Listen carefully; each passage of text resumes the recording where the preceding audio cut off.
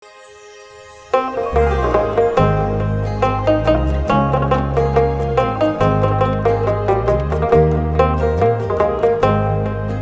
warahmatullahi wabarakatuh. Alhamdulillah, salatu wassalamu ala rasulillah Sayyidina Muhammad Nabilah ma ba'du. Alhamdulillah, kali ini kita pertemuan pertama. Alhamdulillah di depan kita ada Habib Kazim bin Ja'far Haddad, yang insyaallah nanti kita bakal mengkaji ilmu yang beliau alhamdulillah bidangnya hadis, lulusan dari Mekah gitu. Alhamdulillah kita ngambil keberkahan dari beliau dan mudah-mudahan dapat keberkahan dari Abuya Said Muhammad Said Ahmad Maliki. Untuk saat ini ada mungkin satu topik yang buat kita bahas. Begini Habib, kita dengarkan selintingan ya Habib. Kalau yang namanya Jumat ketemu Id, maka Jumatnya itu bisa boleh nggak sholat Jumat gitu Habib. Nah kira-kira itu pandangan Habib gimana itu Habib kira-kira Habib? Yang dimaksud di situ tuh tentang itu ada hadisnya. Oh ada. Ada hadisnya tentang saqatul Jum'ah, tentang jatuhnya hukum sholat Jumat. Tapi di situ tidak menjatuhkan hukum sholat duhur. Jumatnya doang, tetapi tetap wajib sholat duhur. Kalau menurut di madhabnya kita ya, nah nanti akan disebutkan di dalam kitab Fathul Bari Sahih Bukhari, disebutkan tentang hadis itu, dijelaskan di dalam hadis ini tentang jatuhnya saqatu sholat Jumat jika Id, Lebaran atau Idul Fitri atau Idul Adha jatuhnya di hari Jumat, maka jatuh saqatul Jum'ah, maka jatuhnya sholat Jumat. Dan dijelaskan di sini di dalam hadisnya Al-Bukhari Muslim tentang faman ahabba an yanzura Jum'ah min ahli wara falyanzur ma ahabba an yarji'a faqad adantu lahu. Maka itu dijelaskan di Sahih Bukhari. Dan juga dijelaskan lagi tentang hadis di Sunan Ibnu Majah, Sunan Ibnu Majah, tentang hadis yang menyatakan tentang ijtama'a idan fi yaumul wahid, yakni fi jamul Jum'ah, yakni yaumul Id dan sholat Jumat. Dalam hadis ini menceritakan membawa mansya'an fa yusolli fal yusolli, dibolehkan untuk sholat dan dibolehkan juga tidak sholat Jumat. Dan juga disarahkan juga di Sunan Nasa'i. Di Sunan Nasa'i juga sama dengan hadis seperti itu, cuman hadisnya berbeda. Redaksinya berbeda.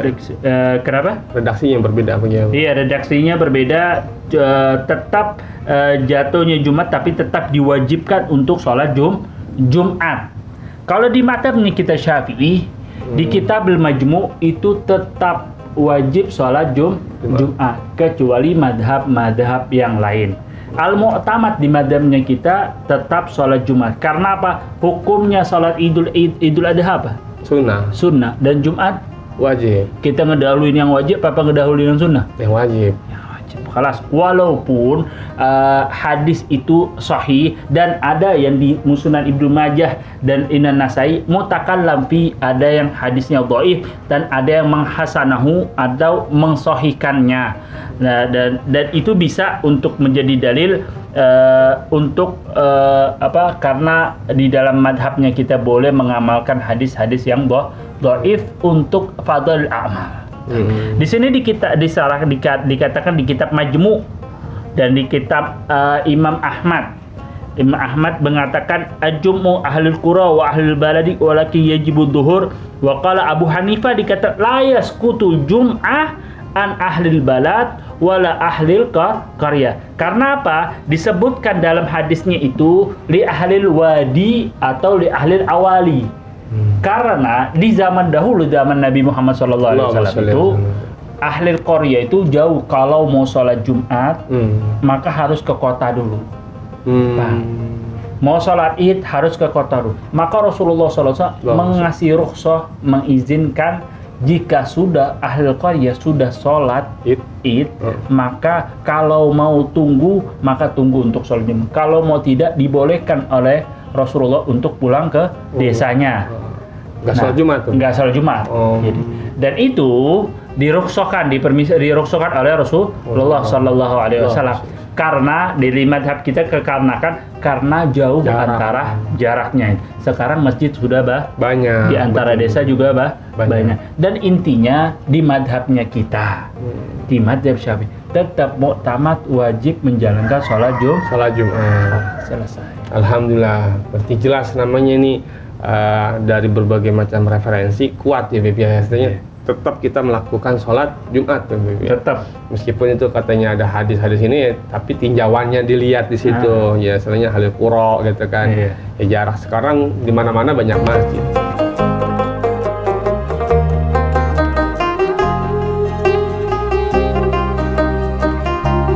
Nah, walaupun di Mekah di sana, kalau Idul Adha atau Idul Fitri terjadi di hari Jumat, maka tetap sama orang-orang sana sholat Jumat. Sholat Jumat tuh? Iya. Tetap walaupun di Masjidil Haram ngadain sholat Jumat. Masih sekarang di zaman sekarang masih ngadain sholat Jumat. Masa kita orang yang di sana di Saudi yang hukum Islam ada sholat Jumat, kita enggak di sini. Iya. Benar enggak? Benar. Di sana. Jadi waktu anda di sana sholat Jumat tetap ada walaupun di hari raya. Gitu. Walaupun Masjidil Haram, Masjid Nabawi ngadain sholat Jumat. Nah, gitu. Walaupun kalau orang yang haji pulang dari Arafah Musdalifah lempar jumrah terus langsung tawaf berbarengan orang dengan sholat Idul Adha. Dia tetap haji, tetap dengan orang juga ada yang sholat Idul Adha. Begitu juga nanti siangnya ada Jumatan, maka tetap ada sholat Jumat. Jadi tidak gugur. Gitu. Iya. Nah, kalau lebarannya gimana di sana? Lebaran di sana, masya Allah, kalau mau Lebaran Idul Fitri itu rame meriah. Masya Allah, tabarakallah, kita ngerasakan itu kayak rumah kita sendiri, bahkan lebih karena kita didatengin sama ulama-ulama yang datang. Iya, jadi pagi kita sehabis sholat Id, uatan kepada murid-murid, pada teman-teman, pada ustadz gitu. Nah, malamnya dari asar kita membuka pintu open house, istilahnya bahasa di sini tuh. Open house sama 3 hari 3 malam. Allah. Open house itu tamu tidak henti-hentinya datang. Itu kalau Lebaran Idul Fitri. Sehabis itu malam keduanya kita pergi ke rumah Said Abbas. Terus ke rumah ke Syekh Muhammad Ismail, ke ulama-ulama juga kita pergikan. Setelah kita menerima tamu di rumah. Kalau Lebaran Idul Adha kita haji. Kita haji cuman berapa orang doang gitu. Cuman jadi orang sholat Idul Adha, habis itu pulang nih, nggak ada apa-apa. Paling motong kambing, motong onta gitu. Bagi yang tidak haji di pondok itu atau di sana itu ya motong onta dan motong kambing. Sama yang datang yang lain pada haji. Gitu, motong haji, pulang haji baru nyampe di hari Id di pondok gitu. Di pondok motong juga tapi ini. Motong.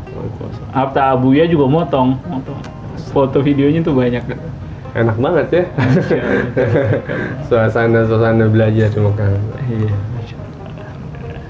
Tapi apa yang pasti tupat itu juga ada gak tupat? Kalau malam setelah Yom Tasrik, 3 hari setelah Dumro, setelah Yom Tasrik, ini setelah malam 13 dan 14. Nah, malam 15-nya kita ngadain ngebuka lagi, open house lagi buat jamaah-jamaah haji yang datang dari mancanegara yang tidak sebelumnya. Kita mengeracakan 7 hari 7 malam dari tanggal 1 Zulhijjah sampai tanggal 10 sampai tanggal 8 malam 8 mengadakan open house. Ulama-ulama pada datang, ulama Yaman, mufti semua pada datang open house untuk dakwah ilallah, macam maulid, baca semuanya, dan ada setelahnya hidangan ma'nawi dan hissiyah, makan terus juga. Nah, 3 hari setelah haji juga mengadakan seperti itu. Dan ulama-ulama datang, mufti-mufti. Jadi alhamdulillah kita di sana tuh didatengin ulama, bukan kita datang ulama. Alhamdulillah ada keberuntungan gitu. Iya, bener. Itu Idul Adha. Sama Idul Fitri 3 hari. Kalau Idul Adha lebih banyak lagi tuh. Haflahnya dari tanggal 1 Zulhijjah. Dari tanggal 1 7 hari 7 malam sampai Allah. tanggal malam 8. Karena malam 8 tuh jamaah haji kan udah ke Mina. Ada ke Mina, besokannya baru ke tanggal 9 ke Arafah. Malamnya udah berangkat ke Arafah biasanya. Jadi kita malam 9 tuh udah nggak ada, malam 8 tuh malam 8 terakhir nggak ada ini. Dan malam 8 juga udah sedikit karena orang jamaah haji udah siap-siap. Iya. Tuh orang Indonesia pada ke situ juga. Macam negara semua, dari Amerika, dari Eropa, Turki, semua pada datang, dan mufti-muftinya dan ulama-ulama, masya Allah. Ini wajar dibilang yakni kiblatud dunya itu Mekah itu wajar karena waktu suatu acara, suatu musim haji, semua ulama dan orang Islam pada ngumpul semua. Gitu dibilang gitu juga. Alhamdulillah. Masya Allah.